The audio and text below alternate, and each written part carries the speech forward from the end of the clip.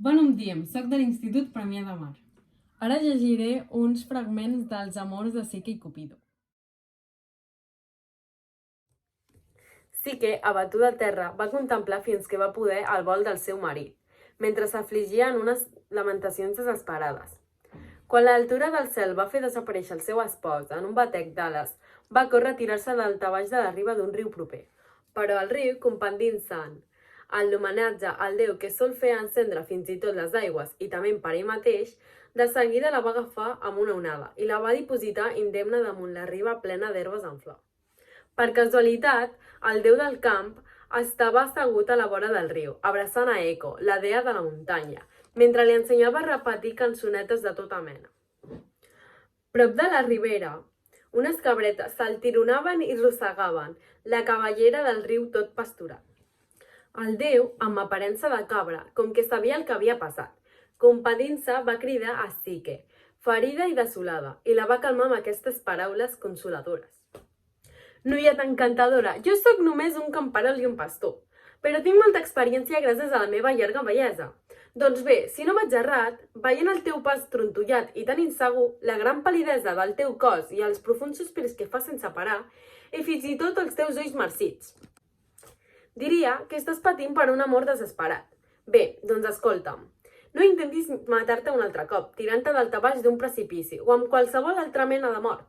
Oblida't de la teva pena i de la teva tristor. Més val que facis pregàries a Cupido, el més gran dels déus, que encara que és un jove primirat i desboixat, te les ha de fer un propici amb ofrenes afalagadores.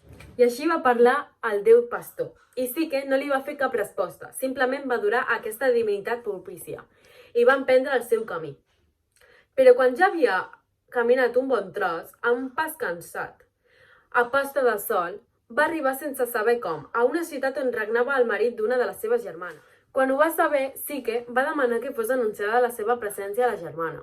De seguida la van fer passar, i després de fer-se moltes abraçades i saludar-se l'una a l'altra, la germana li pregunta el motiu de la seva vinguda.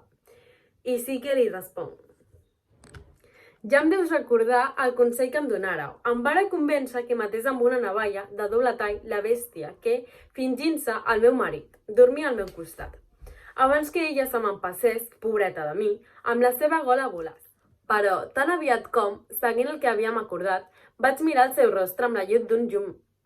Vaig veure un espectacle admirable i diví. Era el mateix fill de la dea Venus, vull dir, Cupido en persona, el qui dormia tranquil·lament. I mentre restava embabalida damunt una banau, però tan aviat com, seguint el que havíem acordat, vaig mirar el seu rostre amb la llet d'un llum. Vaig veure un espectacle admirable i diví. Era el mateix fill de la dea Venus, vull dir, Cupido en persona, el qui dormia tranquil·lament. I mentre restava embabalida davant una abeurança tan gran i atordida, per un plaer tan immens que no me l'acabava de creure, la llentia, per un fatal atzar, va deixar caure oli bullent sobre la seva espatlla.